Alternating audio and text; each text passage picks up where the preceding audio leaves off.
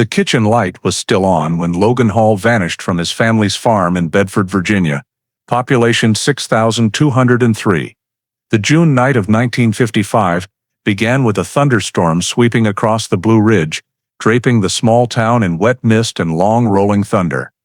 At 9:12 p.m., their neighbor, Anna Price, glanced through her window and saw the 5-year-old boy standing on the porch, holding his teddy bear, while his father, George Hall, carried a flashlight out to the horse barn. Logan was a quiet, gentle child who was afraid of thunder and lightning and never went outside after dark.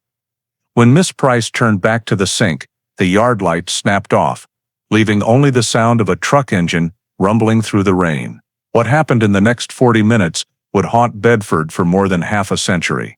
Before we dive deeper into the story, don't forget to subscribe and hit the notification bell so you don't miss the latest cases. Summer 1955, the town of Bedford, Virginia, nestled among the green ridges of the Blue Ridge Mountains, still moved at the slow post-war Southern pace. Main Street was just a few blocks long, with a barber shop, a general store, and a little church whose bell rang faithfully every Sunday morning. Folks had known each other for generations.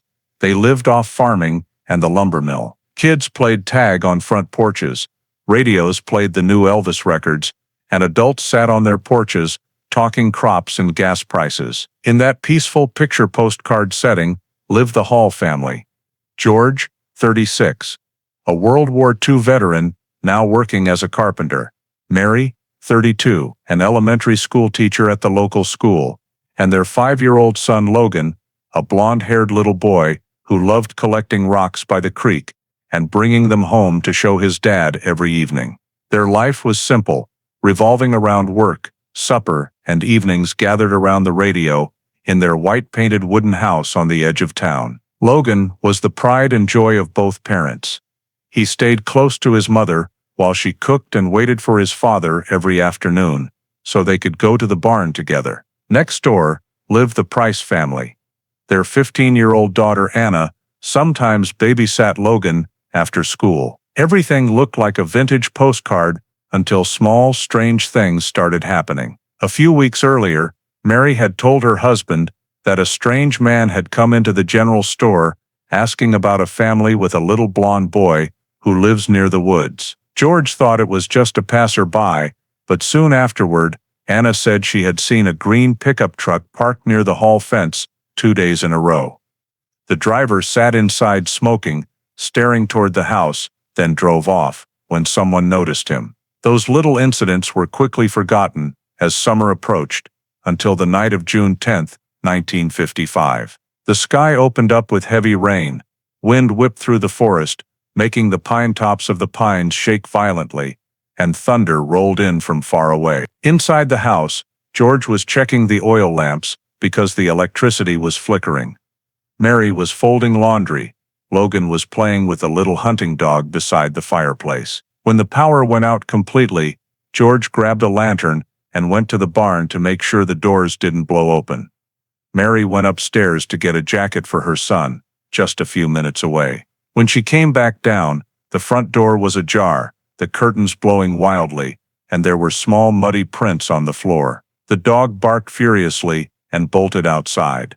Logan was no longer in the living room. Mary ran onto the porch, calling his name into the storm, her voice lost in the thunder. George heard his wife scream, rushed back, and the two of them ran around the yard, shining the lantern everywhere, calling over to the Price's house. Anna opened the door and saw the faint headlights far down the dirt road, the silhouette of a dark blue truck disappearing into the rain. They ran after it in vain.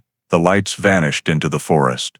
Almost half an hour later, soaked to the bone and shaking from cold, Mary went back inside, picked up the rotary phone, and called the sheriff. The ringing echoed through the night, along with the sound of rain hammering the tin roof, as if signaling that from this moment on, the quiet little town would never be the same again. The call from the Hall house was logged at the Bedford police switchboard at 11:42 p.m., in the middle of the downpour that covered the entire Blue Ridge Valley. The operator strained to hear through the rain and recognized the voice of a woman choking with fear. "My son is gone. Thunder made the first transcript hard to read, but the duty officer immediately understood the urgency. He transferred the call to Sheriff Roy Matthews, who was responsible for the northern part of Bedford County. Roy was at home getting ready for bed when the call came. He threw on a long raincoat, grabbed a flashlight, phoned his 2 deputies, and ordered them to bring the off-road jeep, camera, maps, and evidence kit. As they left the county center, rain lashed the windshield like whips, and the dirt roads had turned into gullies, but Roy didn't slow down.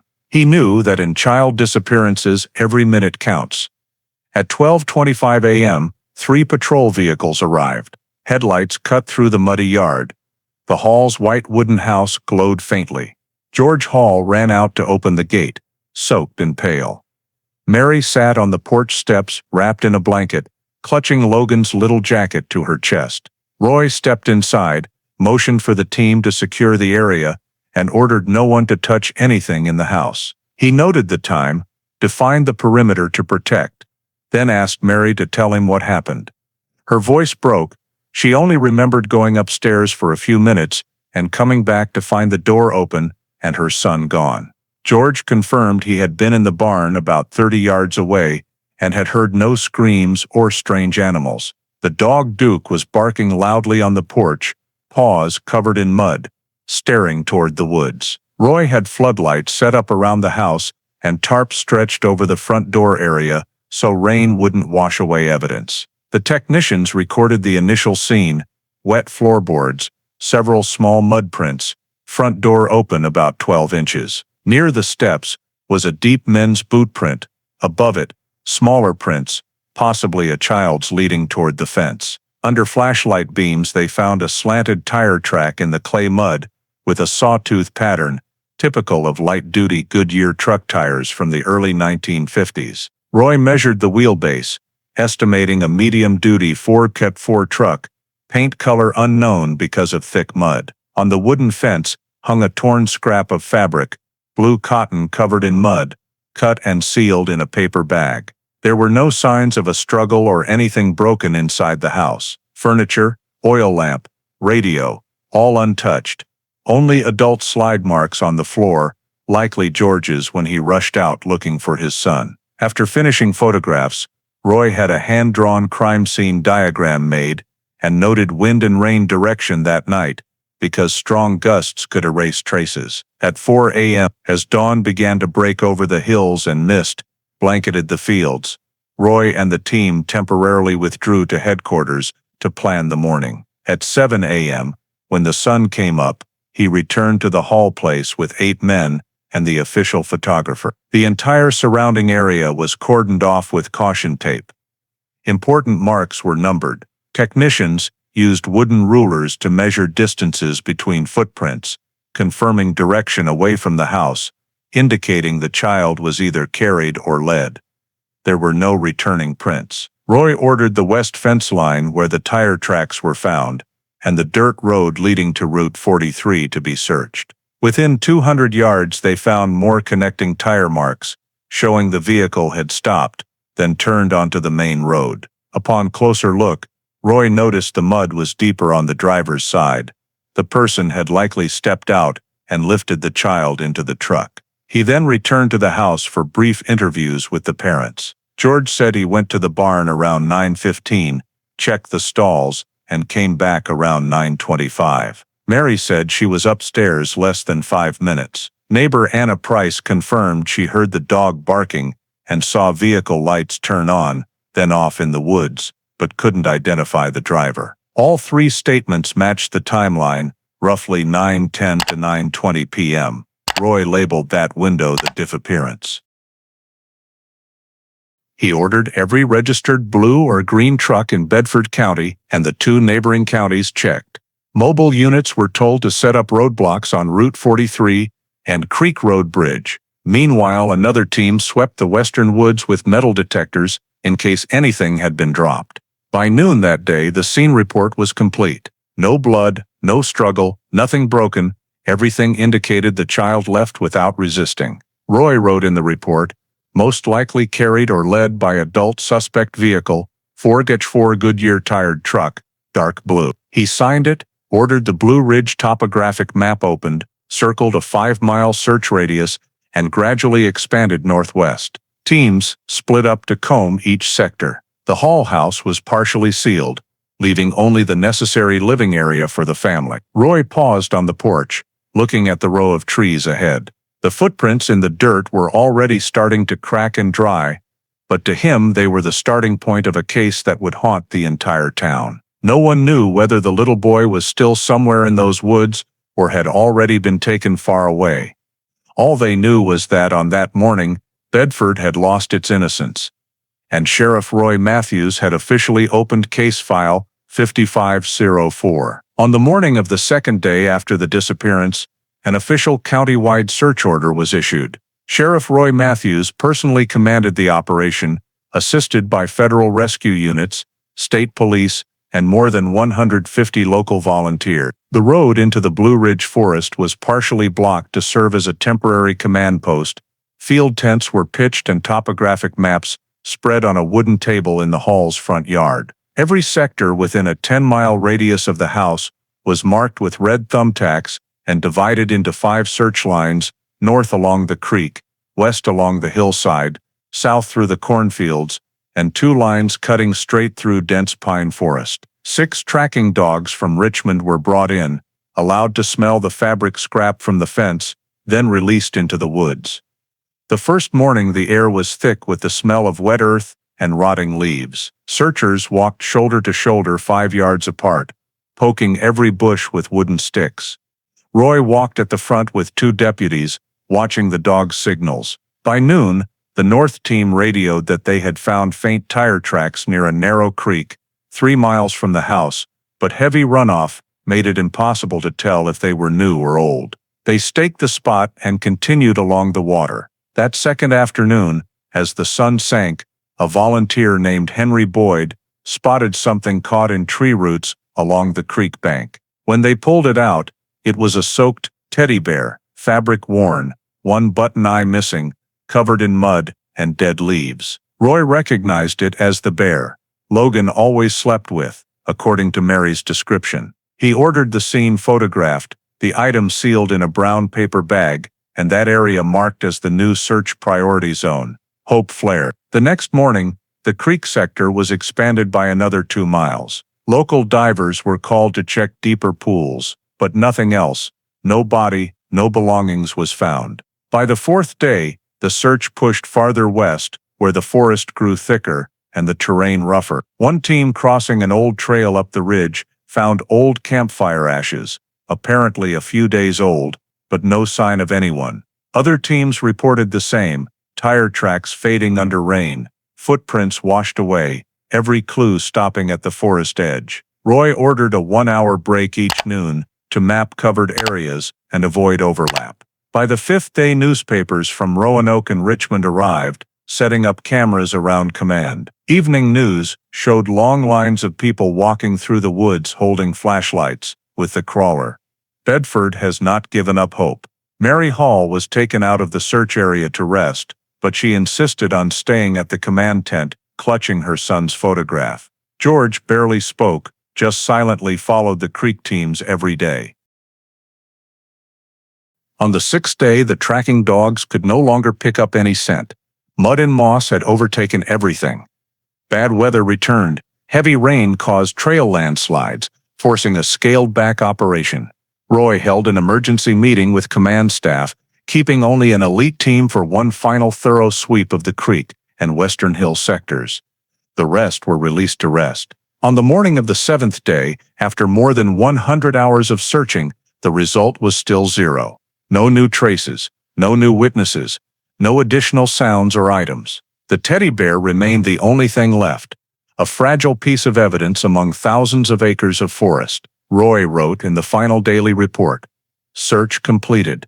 No body, no track, no trace." As the last light fell over Blue Ridge, the final searchers left the woods in silence, leaving only the wind in the treetops and the gurgle of the creek beside the wooden stake marking where a 5-year-old boy's little toy had been found. When the large-scale search ended without results, Sheriff Roy Matthews shifted focus to human investigation. A suspect list was compiled within 2 days, containing 3 individuals with possible connections to the disappearance. Earl Cooper, a 40-year-old mechanic who had worked on northern farms. Walter Hines, the mail carrier for the area, and an unidentified drifter seen around town the previous week. Cooper was looked at first because he had repaired the Hall's truck the month before and knew the layout around the house. Roy and a deputy went to Cooper's shop, a place that smelled of oil and metal, for questioning. They asked where he was on the evening of June 10th. Cooper said he was home. His wife could confirm, and his truck had a broken transmission for the past 2 days. When checked, Roy saw the gray truck parked behind the shop with the front wheels removed, but the Goodyear tires matched the pattern at the scene. He noted it and took a tread sample for comparison. Hines, the mailman, was questioned next. He was the only person in the area who regularly drove a light truck and passed the Hall house every morning on his route. Even though the disappearance happened at night, Roy considered the possibility Hines had returned after hours. Hines provided an alibi. He was home with his wife and 2 children, neighbors confirmed. His truck was red and had Firestone tires, not Goodyear. Roy cleared him for the time being, but ordered further route checks. The third person was a nameless drifter locals called Stranger, who had camped near the forest edge earlier that week. He was described as tall, thin, heavily bearded, wearing an old brown coat and carrying a canvas bag. A farmer said he saw him begging at the Bedford market on June 9th, and never again after that. Roy had a composite sketch made from descriptions and sent it to neighboring stations. While waiting for responses, he had the lab compare Cooper's tire sample to the scene cast. The report showed similar tread pattern, but not an exact wear match. Cooper was cooperative, but when asked about a green truck he sold 6 months earlier, he paused, then said he sold it to someone in Lynchburg and couldn't remember the name. Roy noted the detail and sent officers to check vehicle transfer records, which showed no paperwork. The tire coincidence kept Cooper on the list, but there still wasn't enough for an arrest. Meanwhile, the people of Bedford began splitting into camps. Some believed an outsider did it, others suspected someone local, even whispers about the Hall family themselves. Local papers ran headlines like "Missing Boy Killer May Live Among Us." Neighbors eyed each other warily. Children were forbidden outside after dusk. Roy tried to keep order, holding town meetings to calm fears and insisting the investigation continued. He put up bulletin boards at the post office and general store with Logan's picture and a reward for information. A week later, police received a tip about a blue truck seen at a southern farm, but when they arrived, only an empty lot and old tracks remained. Other leads went nowhere. The drifter was never located. Most letters to headquarters were hoaxes. Roy spent nights reviewing scene photos, comparing every detail between statements and evidence, but no breakthrough appeared. Tension rose as residents began openly criticizing police incompetence.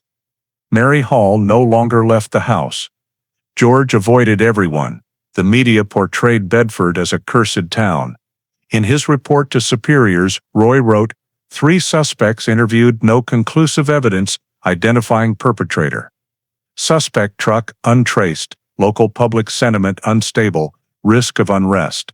He closed the folder and stared at the wall map covered in dozens of red pins, marking searched locations. The case stood still, just like the heavy air hanging over Bedford, where community trust was cracking and the shadow of that dark blue truck remained an unanswered question. In August 1955, more than 2 months after the disappearance, the Bedford Investigation Office officially reached a dead end. Every lead had been re-examined without uncovering any new clues. The physical evidence collected from the scene, scraps of cloth, soil stuck to the tires, shoe prints in the mud, had begun to deteriorate. During one inventory check, a technician noticed that the bag containing the soil sample had absorbed moisture because it was stored in a temporary warehouse without a dehumidifier. When it was opened, the soil was moldy and gave off a damp stench, rendering the analysis results worthless. The piece of green cloth, once considered key evidence, was heavily caked with mud, and the fibers had rotted. Attempts to identify the fabric type failed. Photographs of the scene taken with a Rolleiflex camera were overexposed on one roll of film, losing tire tread details. Roy Matthews flew into a rage and demanded the report be redone, but the specialist confirmed that the samples are damaged beyond recovery. He realized he had lost the most critical part of the case, physical evidence. Meanwhile, the local press began to attack, running a series of articles with headlines like "Police Fail in Bedford" and "A Child Vanishes Amid Negligence." A photo of Roy, standing in front of the Hall house, appeared on the front page of the Roanoke Tribune with a sarcastic caption, "Still searching." Public opinion turned against his competence. The county council demanded weekly progress reports. Roy, a naturally reserved man, was under enormous pressure. He spent most of his time in the office, rereading every transcript, trying to find an overlooked detail, but all the data repeated the same meaningless numbers. Outside, the small town grew increasingly oppressive. Residents began keeping their children indoors and grew wary of strangers. The Hall family became the center of whispers. Some said George had old enemies from his military days. Others suspected Mary was hiding something. There was no evidence for any of the theories, but rumors spread faster than official reports. George deteriorated day by day. He quit his job at the lumber mill and sat for hours on the porch, staring toward the forest, a bottle of whiskey always within reach. Whenever a truck passed by, he would stand up, eyes red, as if one more chance might let him chase down the truck from that night. Mary barely left the house, cut off contact with neighbors, stopped teaching, and lit candles every day in front of her son's photograph. The Hall house gradually became the gloomiest place in town, with windows always shut and dim lights burning all night. Roy visited many times, but never knew what to say, only leaving the promise that the case remains open. Yet he himself understood better than anyone that the file was heading into a dead end.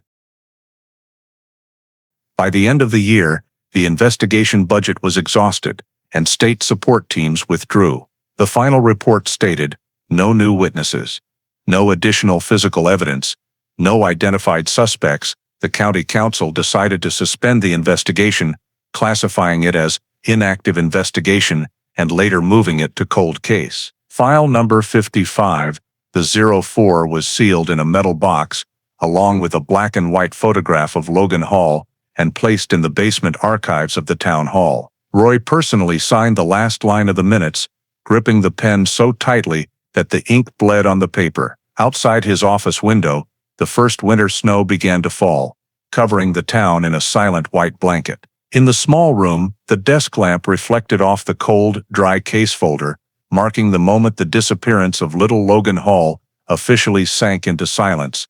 No explanation, no conclusion, only an unfillable void in the Bedford police records. The winter of 1955 passed quietly. The Logan Hall case was shelved, but the story of the vanished child continued to spread throughout Virginia. Meanwhile, on the other side of the country, an old green truck crossed the Appalachian Mountains and headed west, carrying a husband and wife and a blonde boy sleeping soundly. They were Earl and Evelyn Cooper from Oregon, a couple who had been childless and desperate for many years. When they returned to their home in the Eugene suburbs, they brought the child with them and told neighbors he was their nephew from a cousin back east, whose parents had just died in an accident. No one asked further questions. A week later, Evelyn went to the local city hall and obtained a new birth certificate under the name Michael Reed, listing Earl and Evelyn Cooper as the parents, and giving a birth date of August 4, 1950 in Salem, Oregon. The document was signed quickly. No one checked deeper. From that moment, Logan Hall disappeared from America's official records, and Michael Reed began to exist. He grew up in a small gray house with an apple orchard and a stream out back. He was cared for meticulously, but surrounded by an unusual silence. Evelyn treated him like a treasure, yet strictly forbade any questions about the past. Earl spoke little, always guarded, avoiding eye contact whenever Logan asked anything. Every night, Evelyn sang him to sleep with strange wordless lullabies, a steady hum that put the child to sleep. When he reached school age, Logan, now Michael, had neatly cut hair and spoke with a clear Western accent. No one knew he had once lived on the opposite side of the country. Occasionally, Evelyn wrote letters to an old friend in Virginia, never showing them to Earl, and burned them herself after receiving brief replies. Logan grew up healthy, but often had nightmares of thunder and a door bursting open in the dark. Each time, Evelyn held him and soothed him that it was only a dream, that Michael had never lived anywhere but Oregon. Back in Bedford, the Hall house remained exactly as it had been the night of the disappearance. George rarely left town. For 10 years he did odd jobs at the lumber mill, hoping one day he would get news. Mary, after a long period of collapse, returned to teaching and tried to act normal, but she continued her annual ritual of writing letters to missing children organizations. Every letter came back stamped, "No record found." Logan's photo stayed pinned to the church bulletin board, its edges yellowed. Many in town believed the boy was dead. A few still whispered that someone had taken him far away. Roy Matthews retired in 1960, but still occasionally visited the halls. He brought old newspapers or stories of similar disappearances in other states, just to compare and look for the slimmest connection. On his desk at home he kept a faded photo of Logan, with pencil notes of cities: Lynchburg, Roanoke, Knoxville, Chattanooga, Memphis, St. Louis. A thin line like a thread traced a route down the eastern United States. He always wondered where that green truck had gone. At the Hall house, Mary still lit candles every evening. George grew quieter, his hair turning white quickly. In 1963, he died of a heart attack, without ever learning anything new. Only a few relatives and old neighbors attended the funeral. Roy stood silently at the back, looking at the headstone engraved George Hall, father of Logan. Afterward, Bedford gradually changed, but Logan's disappearance was still mentioned whenever a stranger passed through. Children grew up with the warning, "Don't walk alone after dark," while adults slowly forgot the specific details, remembering only that a child had vanished in a storm one summer. In Oregon, Michael Reed, once Logan Hall, turned 15. His eyes still carrying the blue of distant Virginia mornings he no longer clearly remembered. In the child's hazy memory remained only the sound of rain, the smell of wet earth, and the sensation of someone's hands lifting him off the ground. Those memories, though buried beneath a new name and a new life, lay dormant in a deep corner, waiting to be awakened. By the late 1970s, the disappearance of Logan Hall had almost been erased from the town's collective memory. Most of those who had taken part in the search were now retired or had moved away.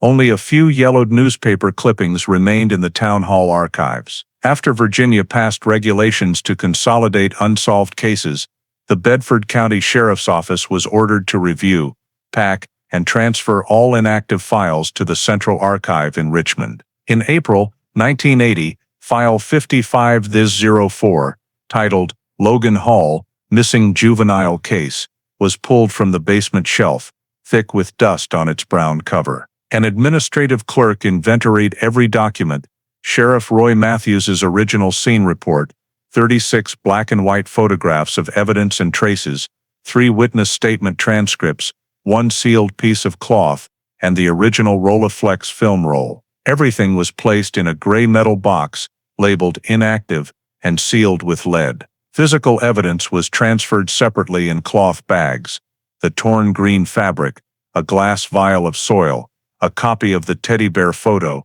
and 2 old newspapers carrying articles about the search. The final summary read, "No new evidence, case unsolved." When the state archive truck left Bedford, no one in town mentioned the case again. The Hall house was shuttered. Mary Hall moved to live with relatives in Lynchburg, and the missing child photo board in the church was taken down to make room for a fundraiser notice. Logan's picture was tucked into a drawer in the pastor's office, its edges frayed. Roy Matthews, by then retired nearly 20 years, still followed his old routine. Every morning he brewed coffee, sat by the window reading the paper, his eyes lingering on small notices about missing children. He once traveled to Richmond to request access to the Logan file, but was denied since he was no longer an active officer. He simply copied the file number by hand and added the note, "Never found." That notebook stayed on the wooden table in his small house on the outskirts of Bedford until he died in the fall of 1987, at age 74. Among his belongings were found the old photo of the blonde boy, the June 11, 1955 newspaper, and a fountain pen engraved RM. After the funeral, his nephew returned all related papers to the county sheriff's office. They were later merged into Box 5504 in the Richmond Cold Case Warehouse. From then on, the Logan Hall case officially disappeared from staff meetings and annual reports. During periodic inventories, the archivist simply noted, Case 5504, child disappearance, inactive. No one reopened that box for decades. On the steel shelves of the vast warehouse, spanning hundreds of square meters, among thousands of files with similar fates, the box containing Logan Hall's case sat motionless, its lead seal covered in gray dust, waiting though no one any longer remembered the name of the child who had kept the entire town of Bedford awake for 7 days and nights in the summer of 1955. In early 2017, the FBI launched the Cold Case Digital Archive, a nationwide project to digitize and recategorize unsolved cases from the mid-20th century. The goal was to convert all paper documents, evidence, and old photographs into electronic data, enabling DNA cross-referencing and analysis with modern technology. Among the thousands of boxes shipped to the Digital Processing Center in Richmond, Virginia, was a dusty metal box labeled Case 55, Nose 04. Missing Juvenile, 1955. Inside, the original Bedford County seal and Sheriff Roy Matthews's faded signature remained intact. The warehouse manager noted that this box belonged to the Unidentified Disappearance Group and could be included in the pilot program since its evidence was still sealed in original packaging. In April of that year, 38-year-old investigator Sarah Myers of the Cold Case Unit was assigned to review the first batch of files. She had experience handling old missing person cases through genetic genealogy. The name Logan Hall, 5, Bedford County, Virginia, 1955, caught her attention because the file was described as probable abduction, no body, perpetrator unknown. Sarah requested the evidence box be brought from storage so everything could be scanned and photographed. On her desk lay yellowed papers with Sheriff Roy's handwriting still legible. She examined the reports, photos, maps, then paused at the timeline page. 21 o'clock, power outage. 21:10, father goes to barn. 21:20, mother discovers child missing. 21:50, neighbors confirm sighting of truck. 23 o'clock, family reports to police. Sarah frowned. According to procedure at the time, the gap between the incident and the report should have been recorded directly on the intake form, but the original call log attached showed call received 11:42 p.m., a discrepancy of nearly 40 minutes between the duty officer's notes and Roy's report. She searched the old newspapers in the file and found that the June 11, 1955 edition also stated police arrived around midnight, but did not specify the exact reporting time. Sarah underlined the 40-minute figure and noted, timeline inconsistency, possible error or manipulation. To determine the cause, she accessed the State Archive database and compared the phone intake copy with the handwritten report, but both had been entered the same day by different people. That made her suspect the original file may have been altered or incorrectly copied in 1980. However, that 40-minute gap could have affected the entire investigation if the police were called later.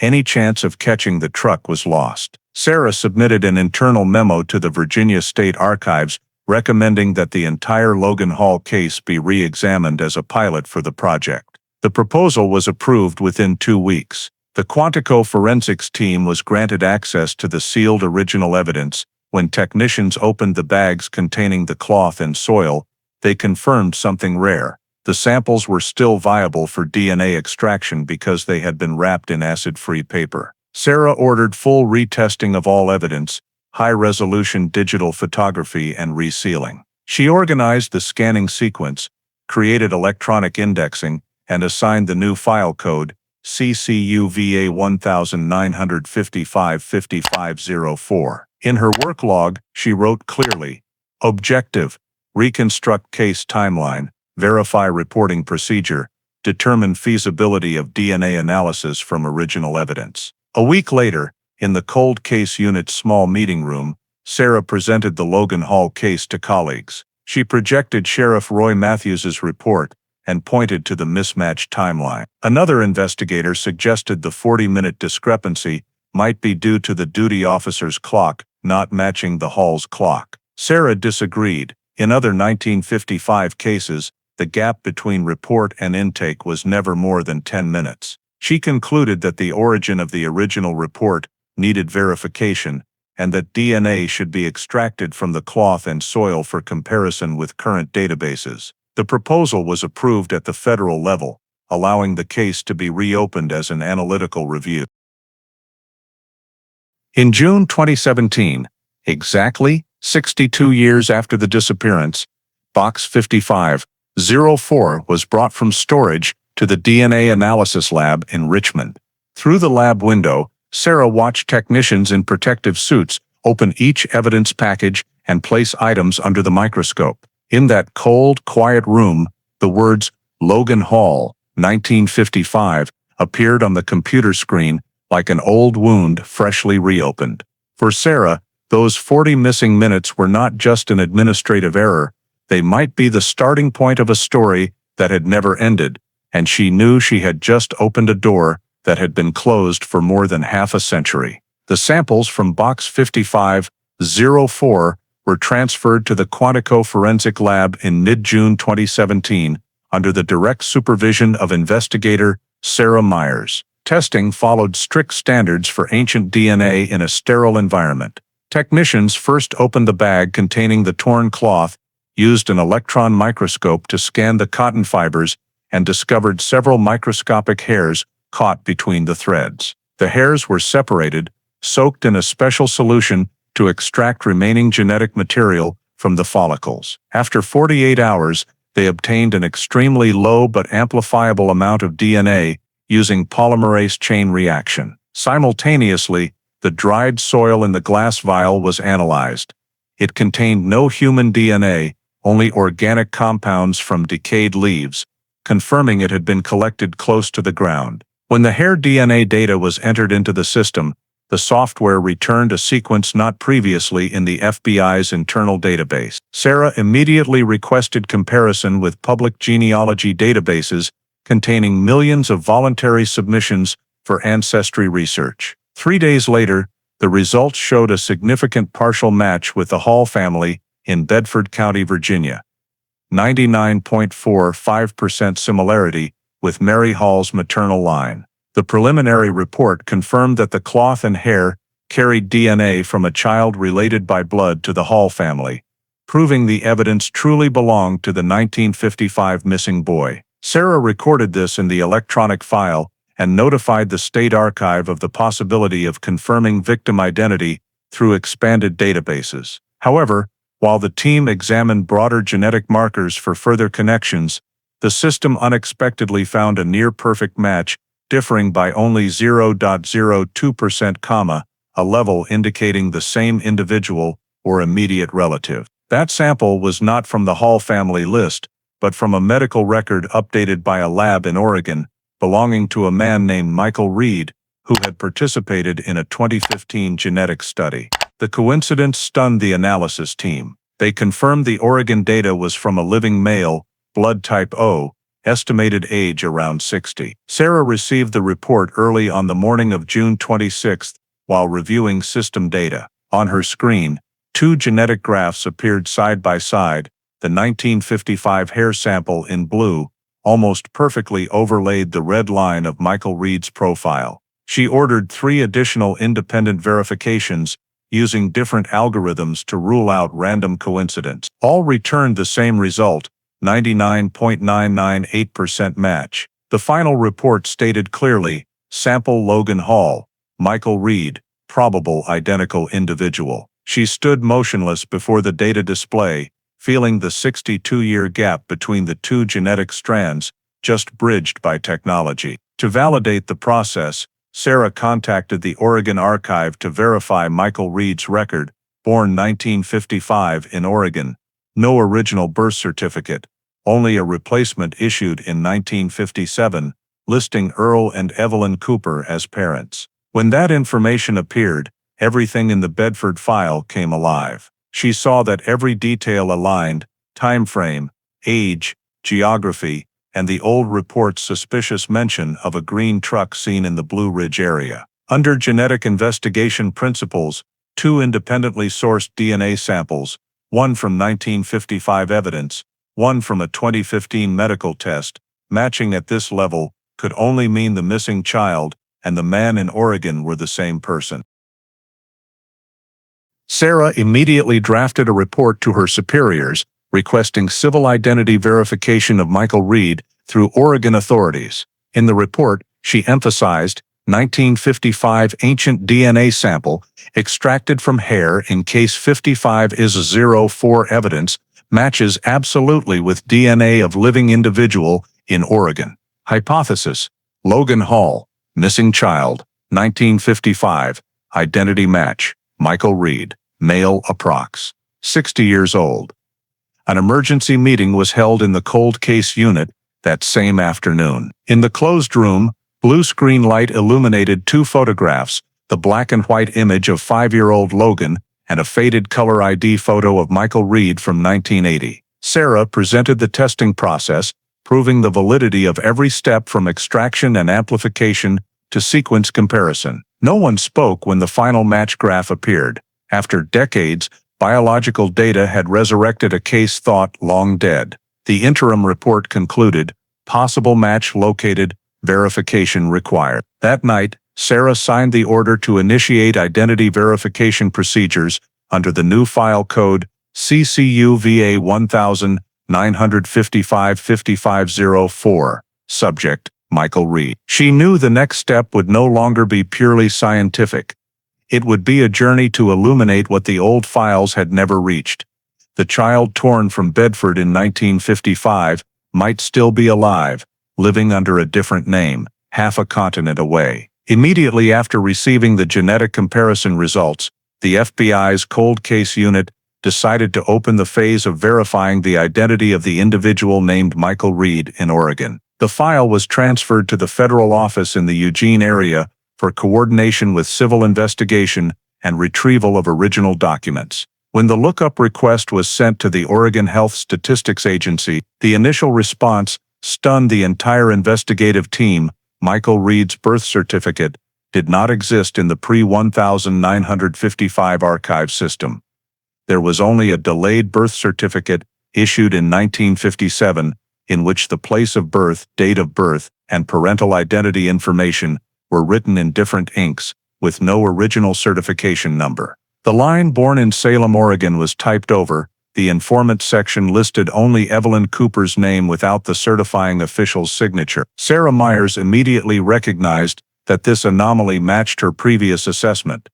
Logan Hall had disappeared in mid-1955, while Michael Reed's documents appeared 2 years later with a matching age. She ordered the retrieval of additional medical records, school enrollment papers, and related administrative files for this man. Reports from the state administrative office showed that Michael Reed had lived stably in Eugene, worked as a retired electronics technician, had no criminal record, and had not changed residence for 30 years. However, the student file at Franklin Elementary School revealed that he enrolled 1 year later than his stated birth age, and his childhood medical records noted small scar on left forehead, minor injury. Sarah cross-referenced this detail with the original 1955 report, where Mary Hall had stated that her son had a crescent-shaped scar on his left forehead from a bicycle fall at age 4. This match strengthened the hypothesis that Michael Reed and Logan Hall were the same person. Under authorization from the regional FBI director, Sarah coordinated with the Oregon Department of Justice to organize a civil approach. They sent a letter inviting Michael Reed to meet as a witness in a historical investigation related to personal records. He agreed, appearing calm and unaware that the matter concerned him. The meeting took place at the FBI Eugene office, in a bright room with only Sarah and one forensic representative present. Michael Reed, age 60, thin build, graying hair, wearing glasses, brought an old medical file folder.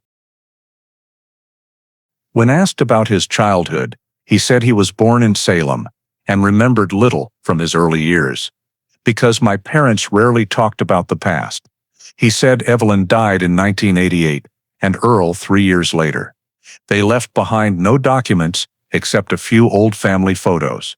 Sarah requested permission to collect a voluntary buccal swab DNA sample, explaining it was a procedure to verify the integrity of citizen records. Michael agreed, signed the consent form, unaware that he was opening the door to a 62-year-old secret being uncovered. The sample was urgently sent to Quantico, coded separately as MS 2017. Within 48 hours, the results arrived.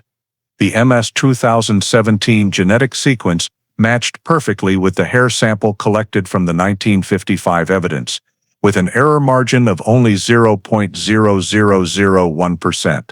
The official report stated, genetic identity match, Logan Hall =, Michael Reed. Sarah printed the results, stared at the final confirmation line, and fell silent for a moment. She knew this was not just scientific evidence, but proof that the child missing from Bedford had survived and lived under a different name for over half a century. To ensure legal validity, she requested additional cross-verification of secondary biological markers, blood type, chromosomal marker frequency, and facial recognition imaging. Salem Hospital records from 1960 listed blood type O+, matching the blood type Mary Hall had provided during the search for Logan. When facial comparison photos were run, the recognition software determined an 87% similarity between the 5-year-old Logan photo and Michael Reed's current face, especially in forehead structure and eye spacing. These results were compiled into a nearly 60-page identity verification report,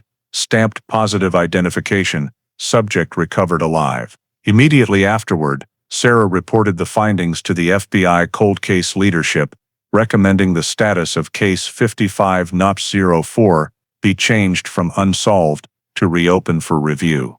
Confirmed victim located. An internal meeting was held in Richmond, where she presented the full verification process, retrieval of the birth certificate, scar analysis, blood type matching, and DNA confirmation. In the silent atmosphere, the cold case director concluded briefly, case reopened under new classification. The Logan Hall file, thought permanently closed in cold storage, was officially reactivated. Sarah was assigned to lead the case reopening process and formed a special team to re-examine every factor related to the Cooper couple and the child's disappearance in 1955. As she signed the case reopening document, she looked at the line Logan Hall, missing juvenile, Bedford County, and clearly felt the contrast between two timelines, 1955, when the boy vanished, and 2017 when that name was confirmed alive. 6 decades had passed, most evidence had decayed,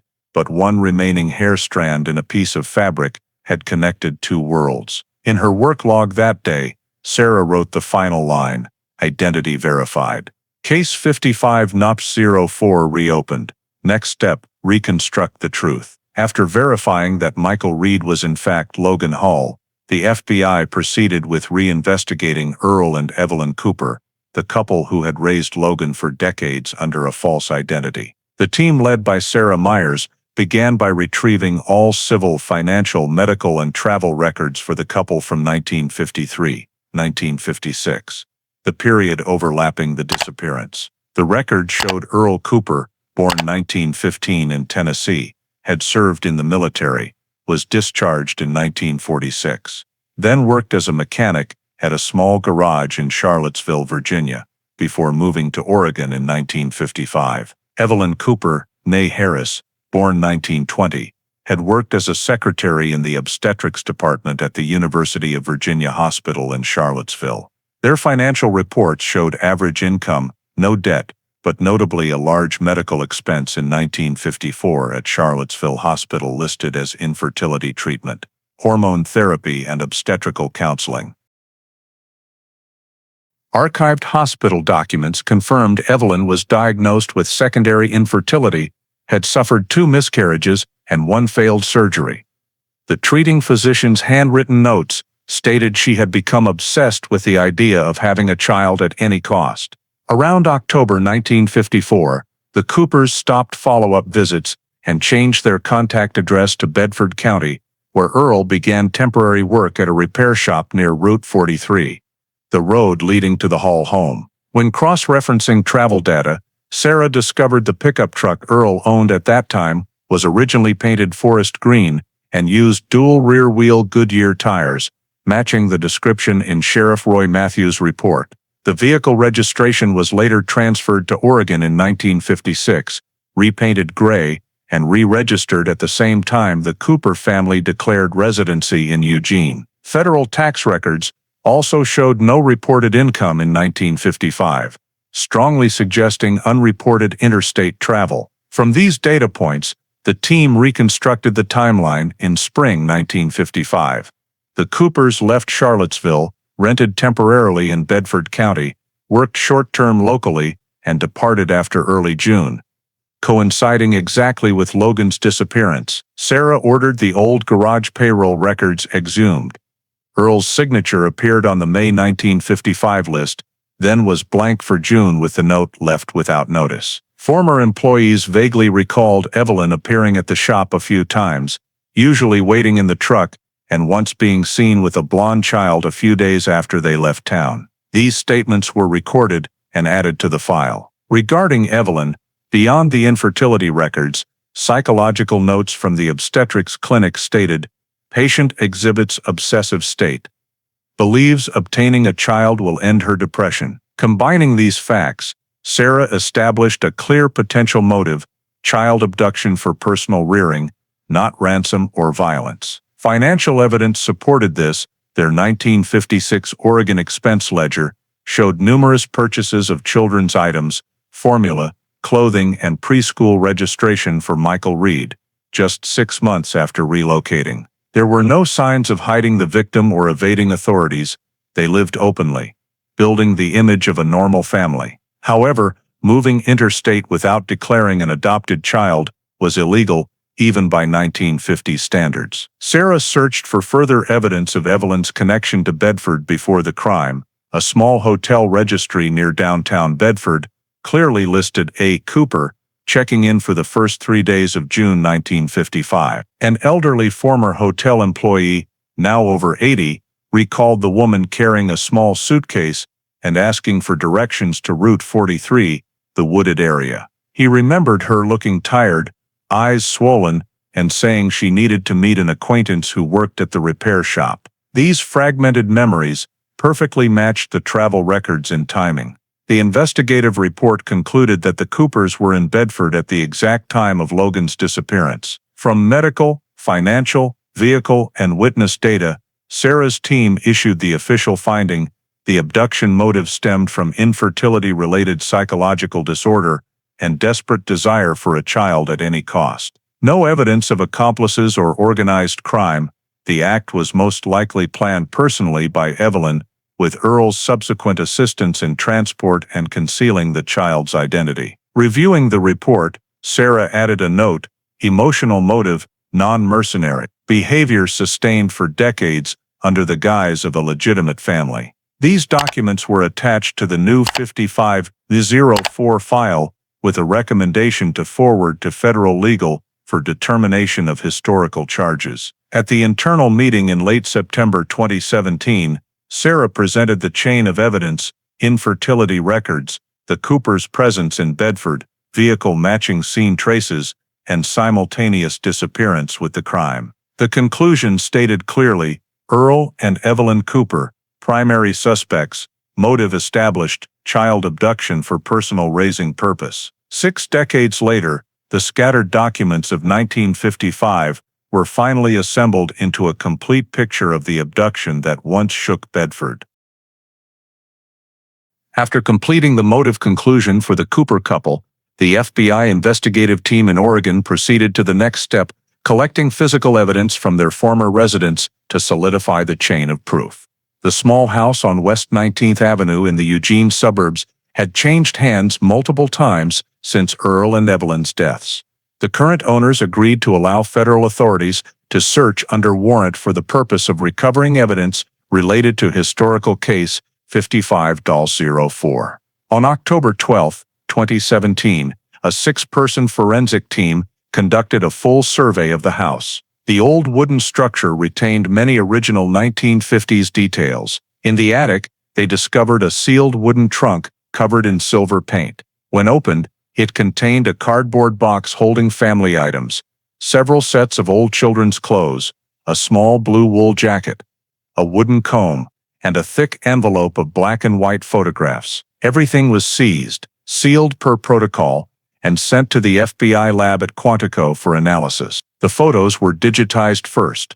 Most showed a woman, identified as Evelyn, in the backyard, with a blonde boy around 6 or 7 years old. One photo was enlarged, clearly showing the child's face, same hairstyle, eyes, and small forehead scar matching Logan Hall's description. On the back, in delicate handwriting, Michael, summer 1960. The photo was entered into facial recognition comparison and scored 89% similarity to the 1955 Logan image. Simultaneously, the forensic team scanned the recovered items. The wool jacket had mended stitching at the right cuff, likely from prolonged wear. Under the collar and pocket lining, technicians found several short blonde hairs. One sufficiently long strand was isolated, placed in a sterile tube, and sent for DNA analysis, coded EUG17CH1. After 72 hours, results confirmed the hair carried a genetic sequence identical to Logan Hall's known DNA.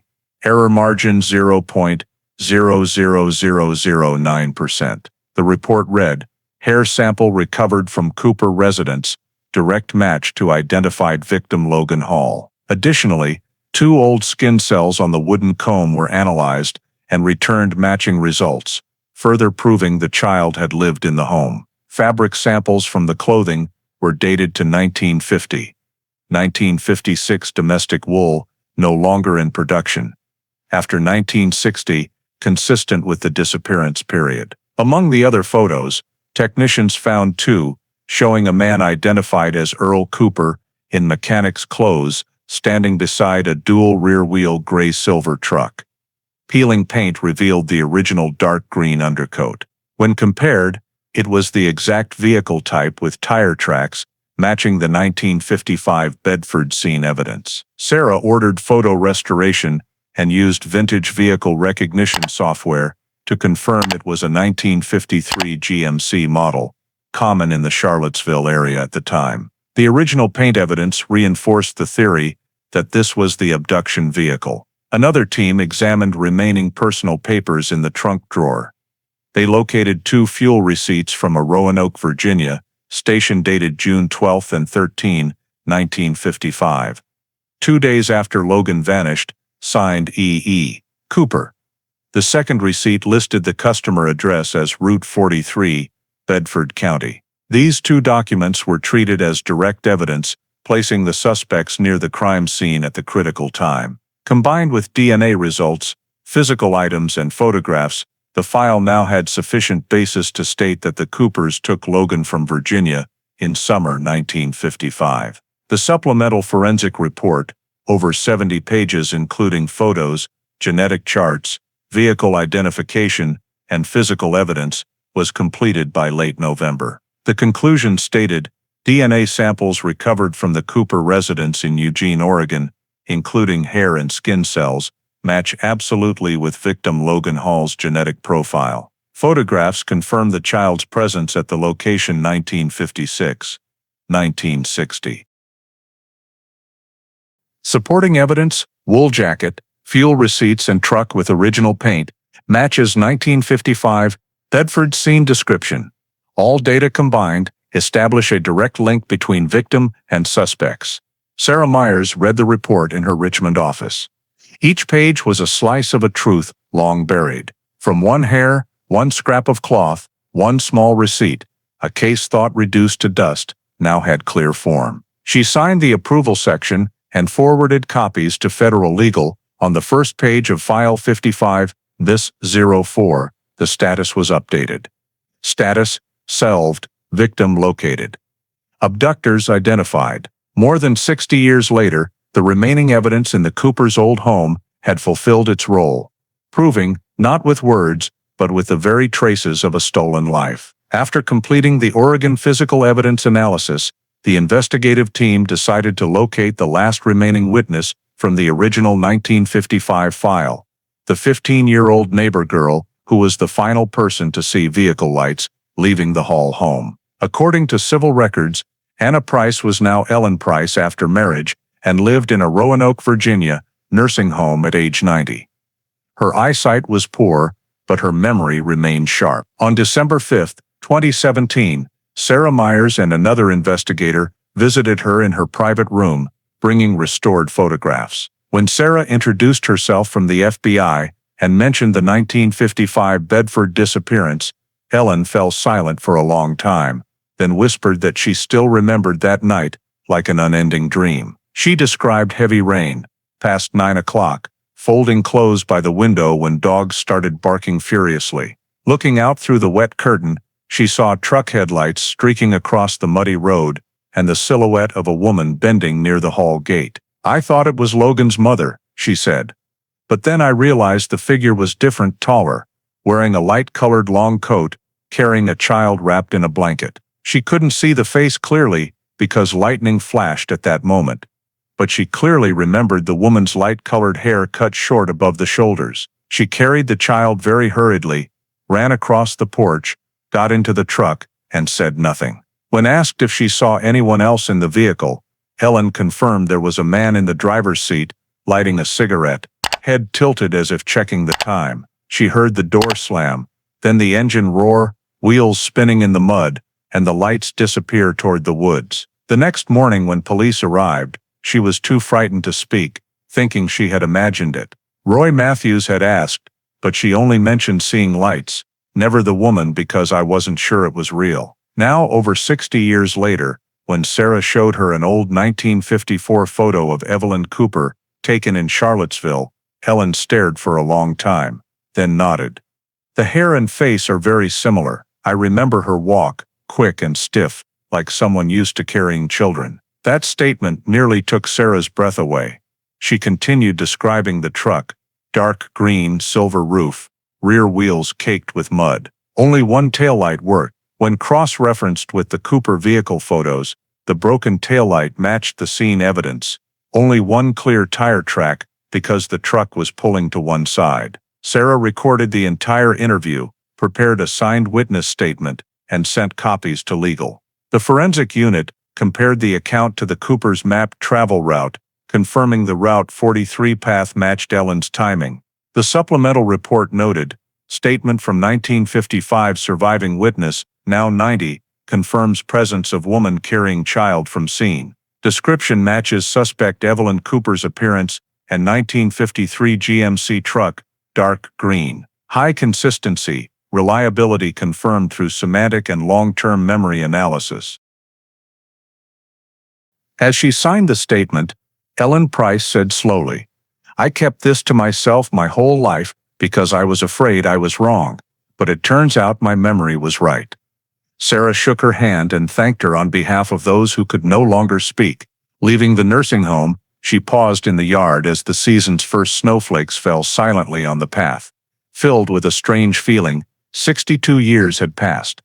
Yet only one person remained alive to recount the night the whole town fell silent. Ellen's testimony became the final piece in the chain of evidence, confirming what all forensic data had already shown.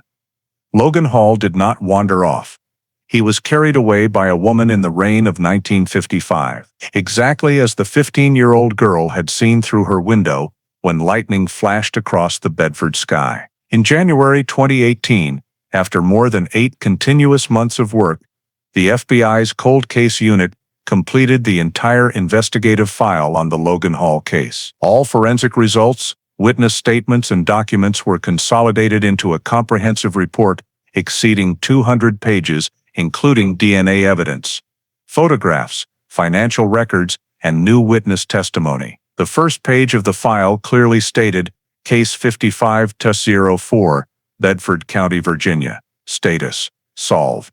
On January 18th, at the FBI's Richmond field office, an internal meeting was held to approve the final conclusions. Sarah Myers presented the full investigative process, from the discovery of the samples to the identification of Michael Reed and the reconstruction of the Cooper's journey. The summary clearly established victim Logan Hall, missing since June 10, 1955, had been located alive in Oregon under the name Michael Reed. The primary perpetrator, Evelyn Cooper, along with her husband Earl Cooper, were both deceased, and the case was therefore closed by identification. Key evidence included matching DNA from hair fibers, photographs of the child at the Cooper residence, the physical jacket, travel receipts, and witness testimony from Ellen Price, all attached to the electronic file. The Cold Case Unit Director declared the Logan Hall case one of the longest pending files in Virginia to be resolved through forensic genealogy. On January 25th, the FBI held a public press conference at the Richmond Administrative Center. The room was packed with reporters from national outlets. On the dais were the FBI seal and the words Case 55-04 announcement. Sarah Myers, representing the investigative team, spoke, "After 62 years, we can confirm that the child who disappeared in Bedford in 1955 is still alive. Thanks to DNA technology and interagency cooperation, the case has been solved. The perpetrators are deceased, but the truth is not." She presented a series of images from old black and white crime scene photos and pictures of young Logan to the DNA match results with Michael Reed. Reporters asked numerous questions: whether anyone else was involved, what charges would have applied if the suspects were still alive, and why the case had been forgotten for so long. Sarah answered concisely that records from the 1950s were poorly preserved, and solving the case had only become possible due to advances in DNA technology and modern genealogy databases. When asked about the victim, she confirmed that Michael Reed had been informed of the verification results and had fully cooperated with the FBI. That evening's national news broadcasts announced, "FBI confirms 1955 Virginia missing child case, victim alive after 62 years." The story spread rapidly across the country and became known as the Bedford Miracle. Online, thousands shared the old photo of blonde-haired little Logan next to images of the smiling 60-year-old man. The Virginia Department of Justice issued a separate statement recognizing the Logan Hall case as a model of federal-state cooperation in resolving cold cases. At the same time, a supplemental forensic report was sent to the governor's office for historical archiving. In the master file, the timeline reconstruction section detailed every milestone. 1954. Evelyn Cooper treated for infertility in Charlottesville. June 1955. Appearance in Bedford. Night of June 10th. Abduction. 1956. Relocation to Oregon. 2017. DNA verification. 2018. Case declared solved. Each milestone was supported by specific documents and physical evidence. The conclusion section stated, "No element of homicide. The offense was motivated by a desire to nurture. The victim survived. Case closed with identity restored." At the end of the report, in bold, classification, solved. Victim located, suspects deceased. As the press conference ended, reporters lingered, filming Sarah Myers, leaving the room behind the FBI logo board and Logan Hall's photo. She gave no further answers, saying only one sentence to the media: "Justice delayed is still justice delivered." That afternoon, the official press release was distributed nationwide.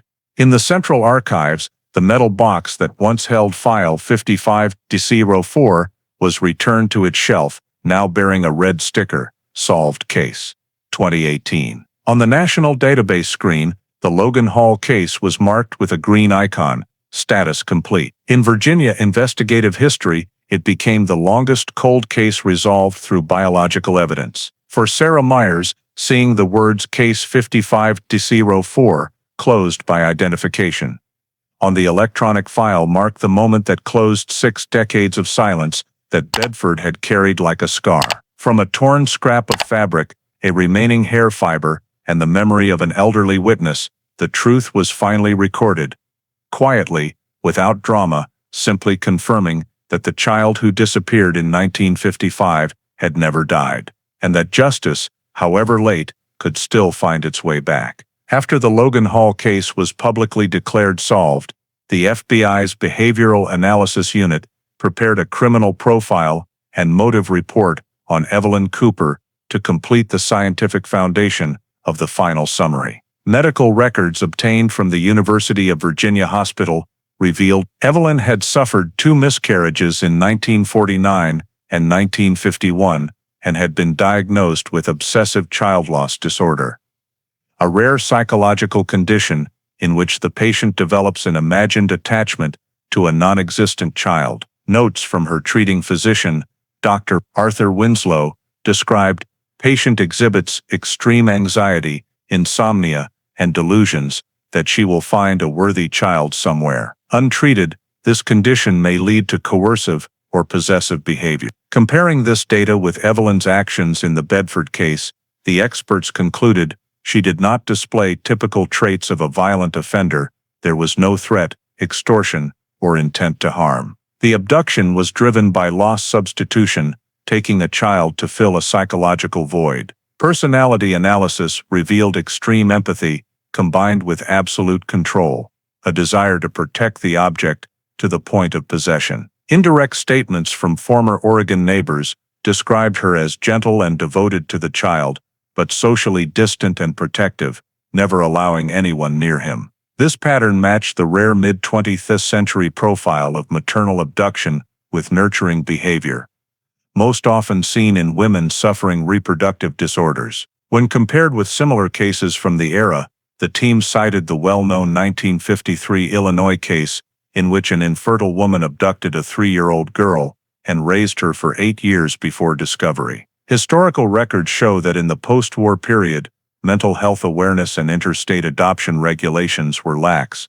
allowing such child-taking for rearing cases to go undetected. Evelyn Cooper, according to the behavioral model, did not act impulsively, but planned carefully, scouting areas with young children, observing, selecting a suitable target, waiting for the right moment, then crossing state lines to sever contact.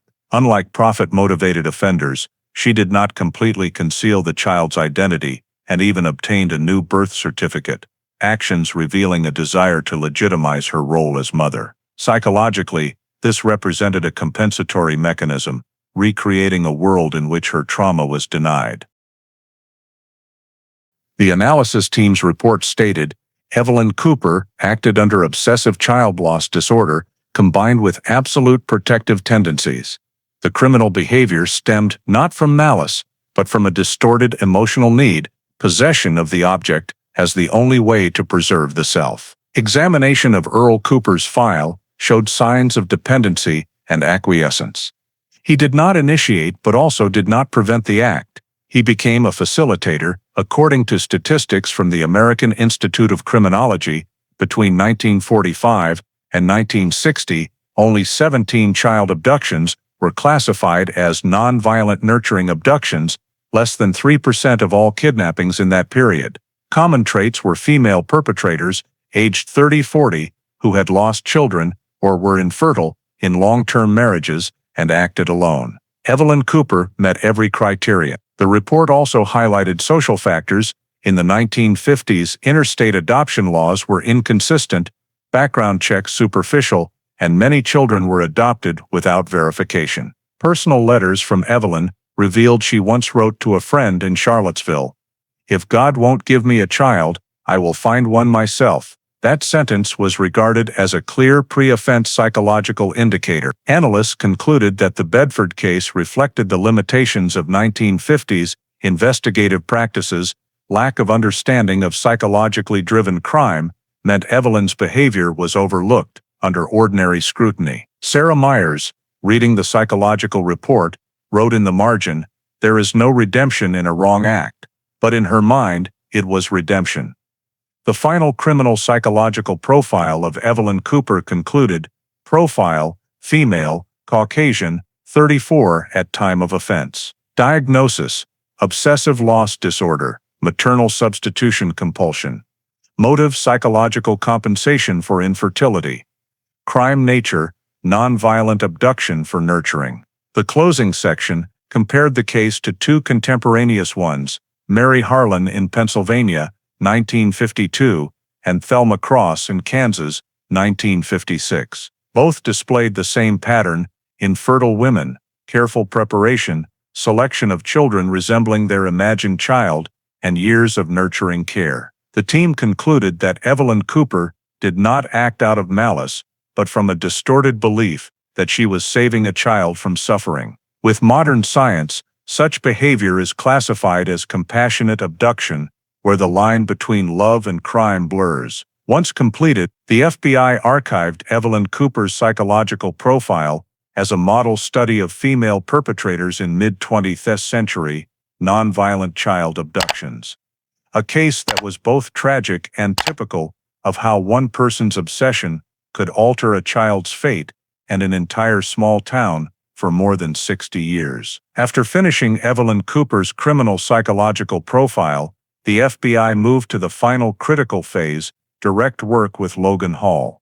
The victim confirmed alive after 62 years. Logan, now 65, lived quietly in Eugene, Oregon, in a small two-story house at the end of a suburban street. On February 14, 2018, Sarah Myers and a forensic psychologist visited him. The meeting took place in a private setting with a psychiatrist present to prevent memory trauma. Logan appeared calm, spoke in a low voice, and was somewhat shy but cooperative. He said he already knew the DNA results and that it felt as if two lives had collided at once. Sarah explained that the purpose was to reconstruct memories, not to prosecute, but to complete the file. Logan nodded and slowly began describing fragmented images. He said, "Never went away, only gathered dust." He remembered a rainy night, howling wind, and a strong beam of light through the window. Someone's hands lifting him, a dog barking thunder, then yellow light sweeping across his face. He said, "I saw bright light, and a woman's soft voice saying, 'It's all right, sweetheart.' I thought it was Mom." The next image was sitting in a car, wrapped in a warm blanket, looking through a rain-streaked window at trees flashing by. He did not remember the journey, or the man driving, only the car stopping, someone carrying him out, the damp smell of forest and campfire smoke in the night. When asked about his earliest memory in Oregon, Logan said he recalled a wooden house, a short-haired woman hugging him tightly, calling him Michael, and telling him his birth parents had died in an accident. From then on, earlier memories seemed blocked. He said, "I would dream of an open door, dream of rain, then wake up already grown with them." The specialist noted fragmented memory typical of children relocated at a very young age. Sarah showed Logan old photos of Bedford, the road to the Hall house, and a picture of Roy Matthews, who had led the original search. Logan stared for a long time, eyes moist. "I don't remember the faces, but the feeling is familiar." When he saw the photo of his mother, Mary Hall, he fell silent.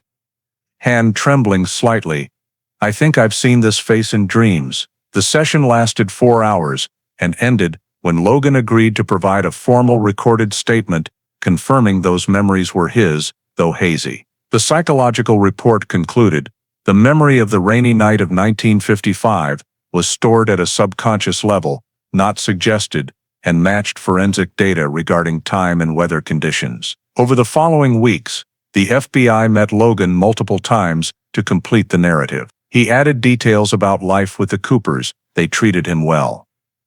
Evelyn was gentle but emotional and would cry when hearing children cry. Earl was strict and avoided talking about the past. Logan said only at age 10, when friends asked about his birth certificate, did he realize he was different because his paperwork was issued much later. When he asked Evelyn, she replied that everything before doesn't matter. He clearly remembered one time Evelyn suddenly picked him up and said, "You are the gift God sent me." Those memories, cross-referenced with medical records, matched the obsessive child loss disorder pattern previously analyzed. Sarah noted, Subject describes nonviolent experience and feeling of safety, confirming abduction with nurturing intent. When asked his feelings about the investigation's outcome, Logan said only, "If she truly believed she was saving me, I don't know whether to thank her or blame her." That sentence was included verbatim in the appendix. The FBI concluded the sessions by confirming identification with physical items from the Cooper home: the wool jacket, wooden comb, and old photos. Logan touched the jacket and recognized the mended seam at the cuff. Evelyn said she fixed it because I kept tearing it playing in the yard. In that moment, Sarah clearly felt the dual nature of justice: a child stolen from one family, yet raised and kept alive in another. After the final meeting, she prepared the master report for the cold case unit director, requesting permission to release the results to the victim's surviving relatives, Mary Hall's granddaughter and distant cousins in Bedford. The file included all statements, recordings, and psychological analyses, confirming that Logan Hall, missing since 1955, had been located and was living stably. When Sarah signed the last line, she knew the next and hardest step would be returning that truth to people who had lived their entire lives, believing the child was gone forever. In March 2018, exactly 63 years after the day little Logan Hall vanished, Logan, now 65, flew with Special Agent Sarah Myers from Oregon to Virginia under the FBI's Witness Assistance Program. The plane landed at Roanoke Airport in damp spring weather, light rain drifting over the Blue Ridge foothills. Logan sat by the window, gazing at the dark green forest below, his face calm but his eyes betraying nervousness. Sarah, seated beside him, outlined the plan. They would go to Bedford first, where the old Hall family home still stood, then meet his surviving relatives, Mary Hall's granddaughter, now the legal heir and family representative for the upcoming reunion. As the car left the highway, the winding road into town appeared with rusted power poles, faded signs, and silent hills. Logan said almost nothing, only clutching a small briefcase containing the case file and a few childhood photos. In Bedford, they stopped in front of the weathered white-painted wooden house, now owned by others, but temporarily opened by local authorities. Sarah opened the door and let Logan enter first. He stood motionless on the porch for a long time, staring at the window described in the file as the last place the boy was seen. Inside, though renovated, the layout remained recognizable: brick fireplace, wooden staircase to the second floor, front door opening onto a wide yard. Logan walked slowly around the room, fingers lightly touching the stair rail, eyes following faint traces of memory. He whispered, "Everything is still here, just quieter." Sarah photographed the site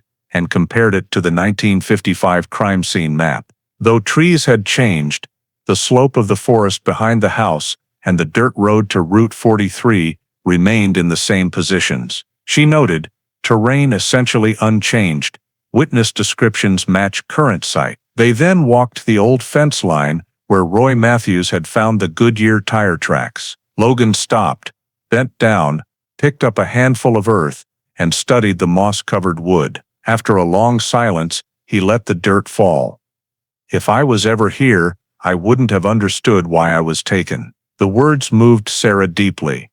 They continued to the center of town and the old Bedford church. In the pastor's office, they met Ellen Price, the witness from that night, now very frail but determined to greet Logan. She took his hands, tears in her eyes. "I saw you that night, and I've wished all my life I had screamed." Logan bowed his head in thanks and said nothing more. That afternoon, Sarah took him to the small cemetery south of town, where his parents, George and Mary Hall, lay side by side beneath an old maple. The headstone still read, "Son Logan, forever sought." Logan knelt, placed a bunch of wildflowers on the grave, his hand trembling slightly. He did not cry, only whispered words no one could hear. Sarah stood a few steps back and recorded, "Subject exhibits controlled emotional response, grief without trauma." After leaving the cemetery, they met the surviving relative, Sarah Carter, Mary Hall's granddaughter, born 1968, now living in Lynchburg. The meeting took place in a private room at Bedford Town Hall, with FBI representatives and local media present. Sarah Carter hugged Logan tightly, voice breaking, "You are the missing piece of our family." Logan did not reply, only nodded, eyes wet as he looked at the old photo on the table. Mary holding baby Logan in 1954. They sat for hours while Sarah Myers explained plans for the official reunion. Scheduled for early April at Bedford Central Church, organized jointly by the FBI and local authorities. Logan was offered lodging at a small hotel near Smith Mountain Lake to prepare mentally. During his days in Bedford, he walked the town, meeting a few elderly residents who still remembered the 1955 disappearance. A grocery store owner said his father had come every day searching for clues. An old woman recalled Mary Hall bringing her son's picture to church to pray. Logan listened, sometimes jotting notes in a small notebook. On the last night before the formal reunion, he and Sarah returned once more to the old house. The air was chilly, streetlights filtered through the pines, a light wind blowing. Logan stood on the porch, looking down the road into the forest, where it all began. Then said slowly, "I've been gone too long. It's time to come home." Sarah nodded and closed the file in her hands. The journey from a sealed hair sample to this moment had lasted 6 decades, and now, as they prepared for the reunion, Bedford itself seemed to be waking from the long sleep of a town once shrouded in loss. The official reunion ceremony was held on the morning of Sunday, April 8, 2018, at St. Mary's Church in downtown Bedford, the same place that had served as a gathering point for the townspeople throughout the search for the missing child in 1955. The sky was clear, the sun gentle, and the air so still it felt as though the entire town was holding its breath, waiting for the final chapter of a long story to close. Inside the nave, the pews were neatly arranged. At the front stood the altar covered in white cloth, bearing an old photograph of 5-year-old Logan, a black and white picture of George and Mary Hall, and a bouquet of wild daisies. Representatives from the FBI, the county government, and local reporters were present, but kept their distance so the reunion could remain as private as possible. When Logan entered, everyone stood. He wore a simple suit and carried a briefcase containing the now closed case file 5504. Sunlight streamed through the stained glass windows and fell on his silver hair.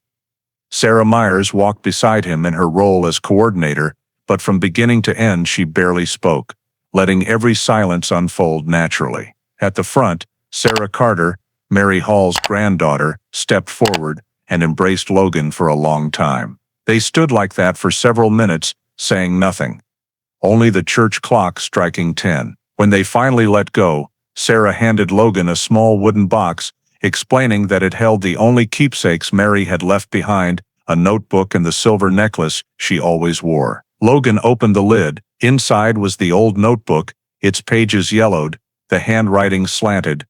"If you are still alive, Mommy will wait." He gently closed it, his hands trembling, tears running down his cheeks, then placed it on the altar beside his mother's photograph. The FBI representative stepped forward, gave a brief summary of the investigation, and formally returned a copy of the resolved case file, containing all forensic reports, witness statements, and DNA results, as property of the Hall family. Logan accepted it and set it next to the wooden box. The pastor read several passages from Scripture about returning home, then invited everyone to pray in silence. When the organ began to play, Logan stood, walked outside to the memorial plaque for the missing that stood in the churchyard, and placed his hand on the line that now read beneath "Souls Yet to Return."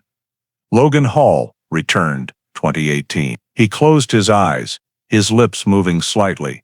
No one heard what he said. After the service, a representative from the Virginia Department of Justice completed the administrative process to restore his true identity. On the table lay 2 documents side by side, the fake birth certificate Michael Reed, Salem, Oregon, 1955, and the new one issued by the Commonwealth of Virginia, Logan Hall, Bedford County, Virginia.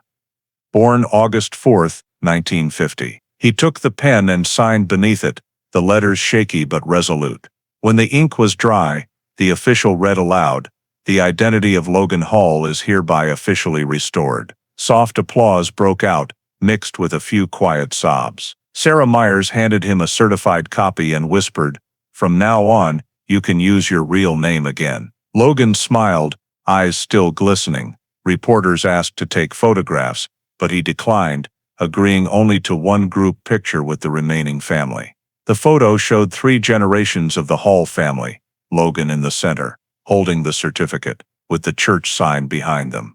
When the shutter clicked, light pouring through the windows fell across his face, blending the child he once was with the man who had survived 6 decades. The ceremony ended with the long pealing of the church bells. Afterward, Logan and Sarah lingered in the churchyard a little longer. Mrs. Carter gave him the letter Mary had written in 1960 to the Missing Children Agency. It contained only one line: "I believe you are still somewhere and you will find your way home." Logan read it, folded it, slipped it into his pocket, and said nothing. He turned toward the hills where new houses now stood among the old pines. "Everything has changed," he said slowly. "But the air still feels like that day." Sarah nodded. They left the church as dusk fell, the last rays of sunlight gilding the small lake behind the town. Before getting into the car, Logan looked back once more at the bell tower and the newly affixed plaque that read, "Returned," his gaze calm, as if he had just set the final stone in place of a story left unfinished. That night, in the small hotel by the lake, he opened the wooden box again, took out the old photograph of himself at 5 years old, and placed it beside the new certificate. The 2 images, the missing child and the man who had just reclaimed himself, lay side by side on the table. Logan turned off the light, sat in the darkness, and listened to the distant church bells, the sound that closed not only a case, but an entire lifetime of waiting. After the Bedford reunion, news of the boy who survived 55 years missing spread rapidly across the United States, becoming a nationwide story featured on every media platform. Major outlets like the Washington Post, Time, and NBC News ran front-page stories under headlines such as "Miracle in Virginia," recounting how Logan Hall was found through a single hair in a cold case file. Millions watched the television reports and shared the story as a symbol of hope and belated justice. Bedford, a town that had been quiet for decades, suddenly became a destination for journalists and forensic researchers. Mary's Church installed a small commemorative plaque, "Where the Child Came Home, 1955, 2018.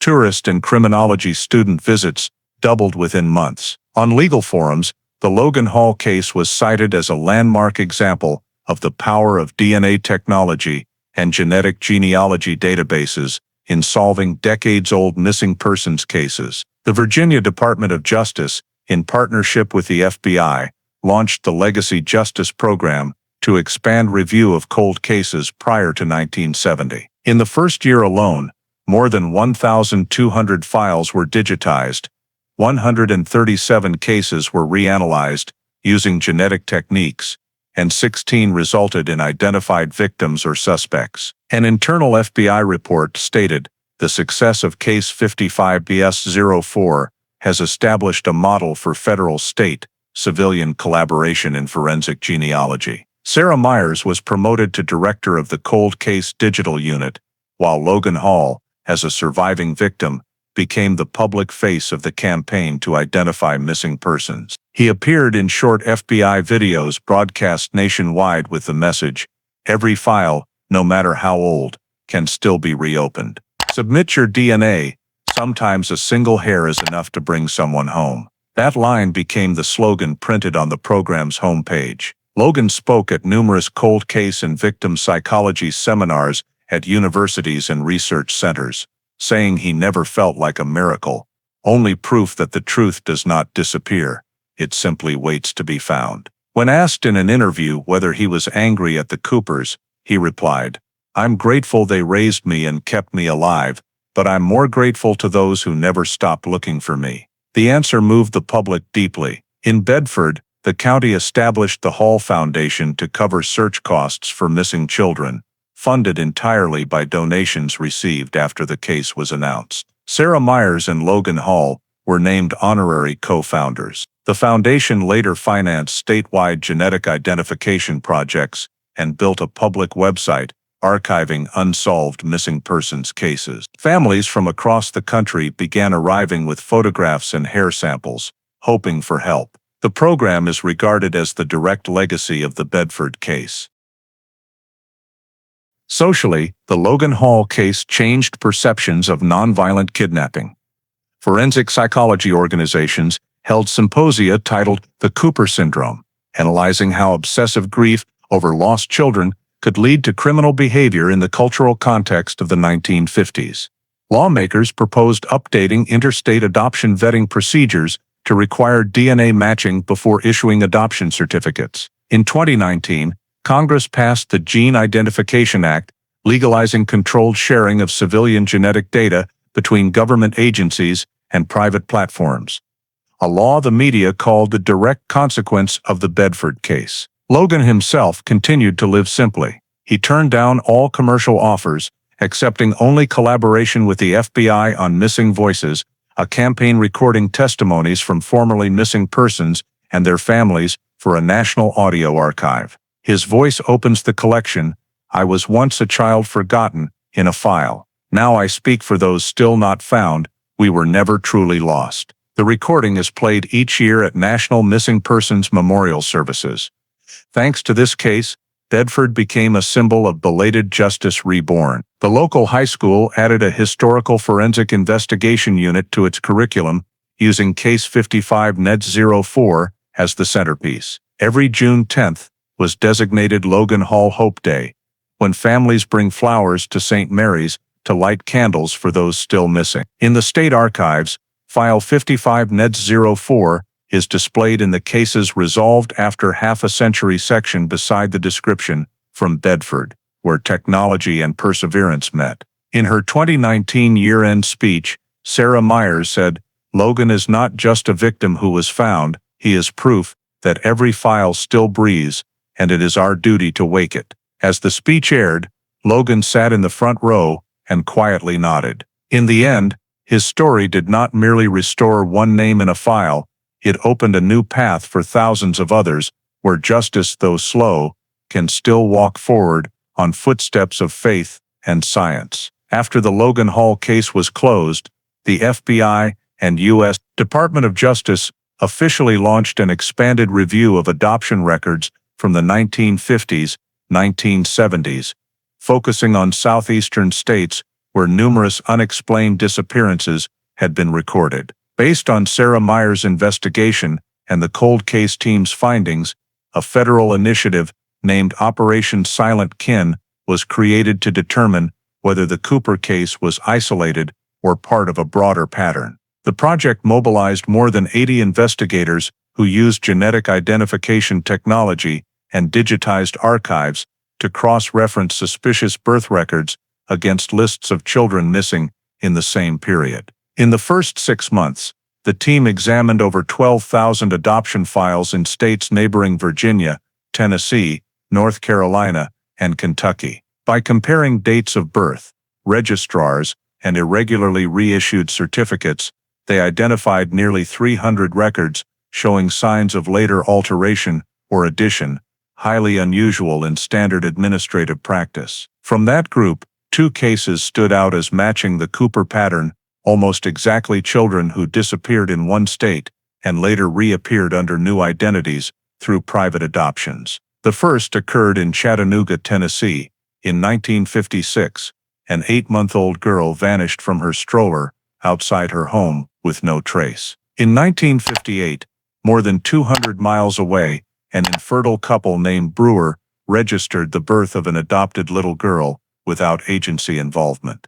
When investigators extracted DNA from old hospital records and compared it to genealogy databases, it matched the biological mother, now in her 80s, living in Nashville. The story mirrored Evelyn Cooper's almost perfectly repeated miscarriages, a veteran husband, interstate moves, and a reclusive life until both spouses died. The second case was in Greenville, North Carolina, In 1959, a 2-year-old boy disappeared from a park. 2 years later, in the same state, a couple registered a homeborn child with no medical records, shortly after moving south from Virginia. Cold Case Review revealed the husband had worked at the same Bedford machine shop as Earl Cooper in 1955. DNA taken from the man now living under the new name matched the 1959 missing boy's family at 99.9%. Both cases proved that throughout the 1950s and 1960s, an informal, illegal adoption network operated across the southeastern United States, facilitated through personal connections, obstetricians, and childless couples. Sarah Myers was appointed to lead Phase 2 of Operation Silent Kin, tasked with mapping the crime pattern and proposing a legal framework for handling historical cases. Her 120-page report to the Department of Justice concluded, "These are nonviolent crimes committed by individuals or couples suffering infertility, with no financial motive." The common factor was lax oversight of interstate birth registration and population movement. Sarah emphasized that the Logan Hall case was merely the tip of the iceberg, one example illuminated by modern technology, while hundreds of others still awaited review. At the end of 2019, the Department of Justice convened a federal meeting with the FBI, state justice departments, and forensic experts to discuss opening a formal investigation into the illegal adoption network of 1940-1970. All agencies agreed that reconstructing this pattern held both legal and profound social value,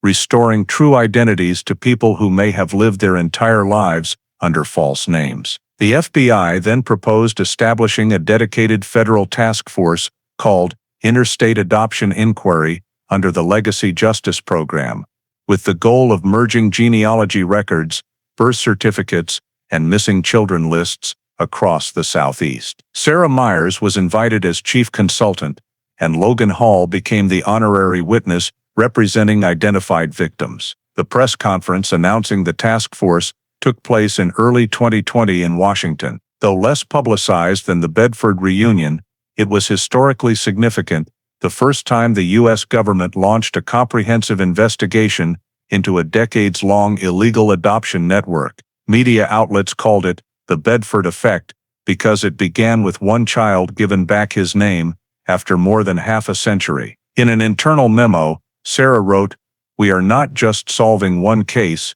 we are rewriting how forgotten children can find themselves again." Once the plan was approved, the FBI began collecting data from 16 states and building the nation's first federal genetic linkage system dedicated to kidnapping and illegal adoption cases. On Sarah's desk in Richmond, next to the now closed box of File 5504, dozens of new folders appeared labeled "Reopen Pending Review." From one man's personal story, the Logan Hall case had grown into a nationwide investigation in which every old birth certificate became a fragment of truth still waiting to be reassembled. In December 2020, after nearly 3 years since the Logan Hall case was reopened and 2 years after the launch of Operation Silent Kin, the FBI officially completed its final report, submitting it to headquarters in Washington and to the Office of the Governor of Virginia. The report, exceeding 400 pages in length,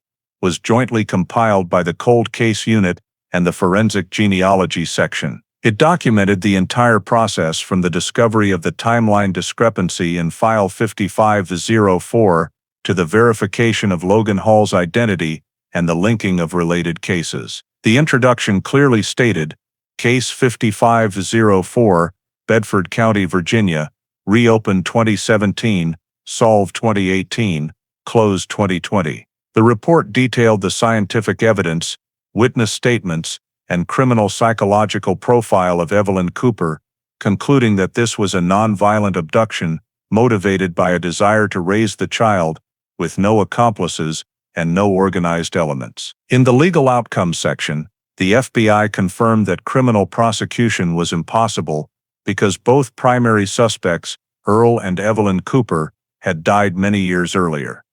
The case was legally classified as closed by death of offenders. However, The forensic and identity verification appendices were transferred to the Virginia Department of Justice for permanent archival storage as a model case. The report also recommended that the Coopers' records not be removed from the historical criminal database in order to support training and research into nonviolent criminal behavior.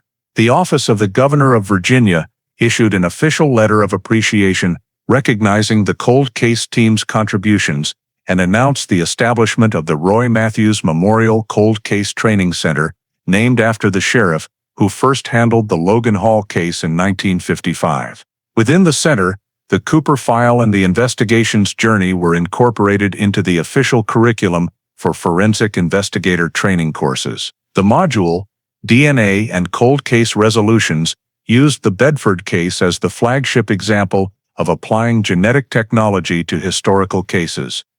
Covering 4 key topics: recovery of aged physical evidence, genetic matching through civilian databases, handling timeline discrepancies in records, and communicating with elderly witnesses. FBI headquarters described it as one of the first model cases demonstrating successful coordination between technology and memory-based witnesses. Concurrently, forensic training institutions such as Quantico and the Virginia State Police Academy added the Logan Hall case to their syllabi. The material was edited into a practical training module titled From Fragment to Fact: Rebuilding the Lost Cases. Meanwhile, the entire legal file on the Coopers, including DNA reports, photographs, statements, and physical evidence, was resealed in its original metal box and placed in the State Archive in Richmond with the status closed, educational use only. The final section of the summary report noted the case's societal impact.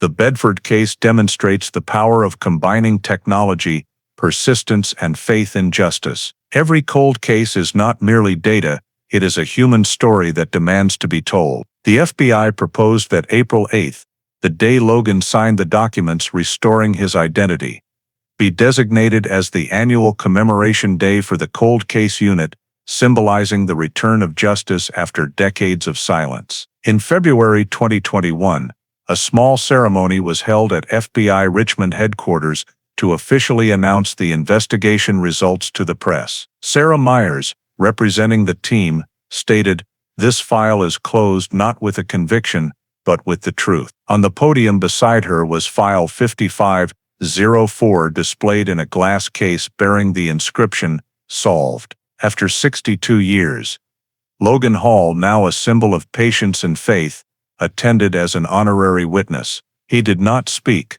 only bowed his head as the young agents applauded. That same day, FBI headquarters sent a congratulatory message to the Richmond team and approved the mandatory use of Case 5504 as training material for all national cold case courses. Within 1 year, more than 5,000 new investigators were trained using the Bedford curriculum, learning how to handle aged evidence, interview memory witnesses, and apply genetic analysis. From Washington, the FBI director issued an official statement.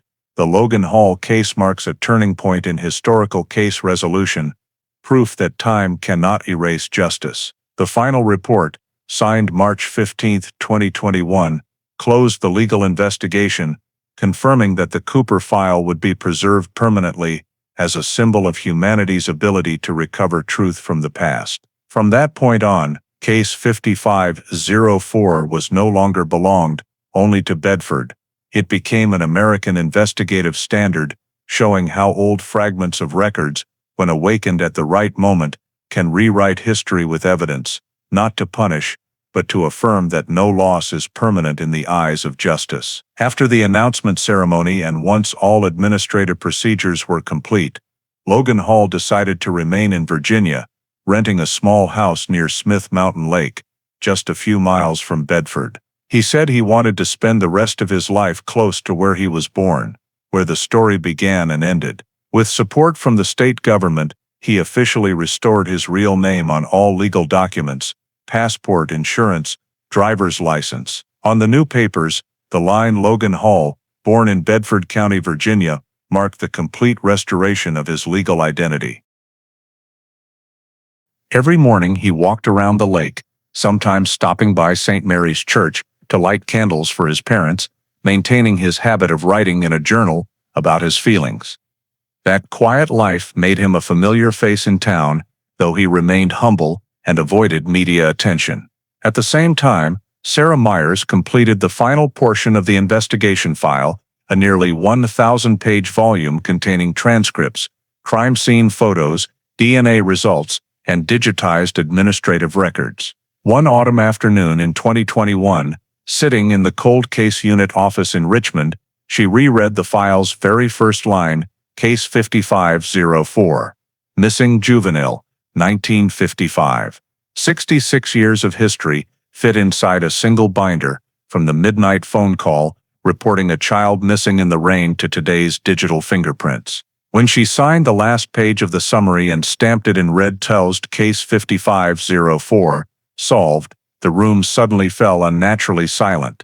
On her desk were the black and white photo of young Logan, next to a recent picture of the elderly man, two halves of the same life. Sarah labeled the file, placed it back into the original metal box, and handed it over to the State Archive. In Richmond, the archivist received the file, affixed a permanent archive permanent record label, and shelved it alongside thousands of others. The silver box, now coated with anti-rust paint, was placed next to Sheriff Roy Matthews' 1955 notebooks, the man who started it all. When the vault door closed and the corridor lights dimmed, only the label Logan Hall, Solved 2018, Archived 2021 caught the last glint of light. Outside, autumn wind blew through the oak trees in front of the building, carrying a feeling of both closure and new beginning. At that same moment, Logan sat at his wooden table overlooking the lake and wrote the final line in his new journal.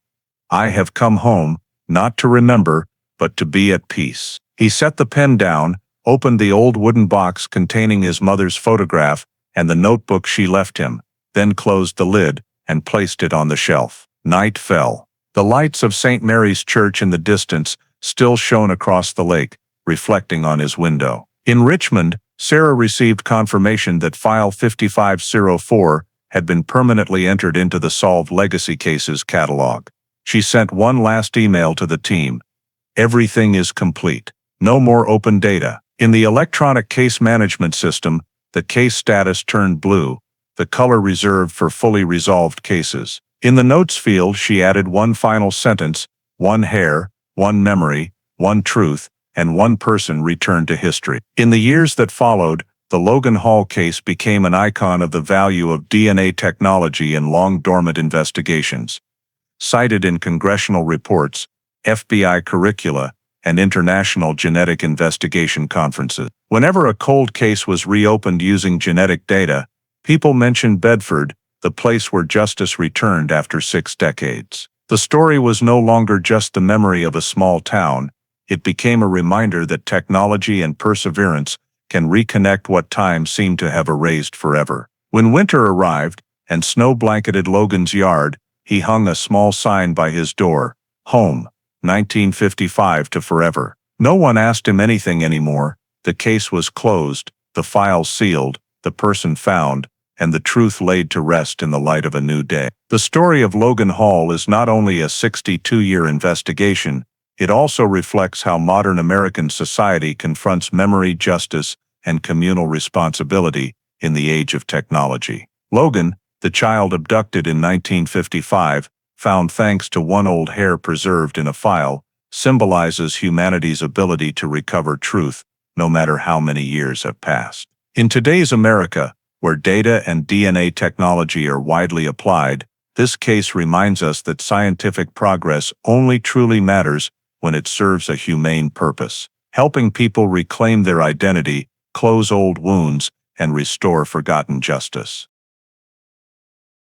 The story also highlights a reality in a hyper-connected, information-saturated world.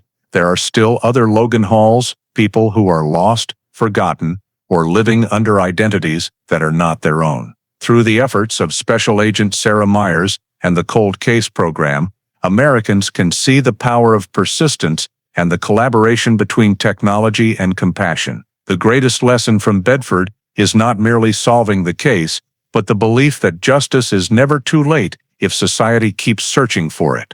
In modern life, that lesson can be applied to how each individual faces their own past, having the courage to confront it, the willingness to correct mistakes, and using technology and empathy to heal what seems irreparably lost. Like Logan, every person has their own file in history, and only when we dare to reopen it with courage and compassion do we truly find our way back to ourselves. If you believe every story from the past deserves to see the light again, please subscribe so we can continue this journey of unraveling cases buried by time together.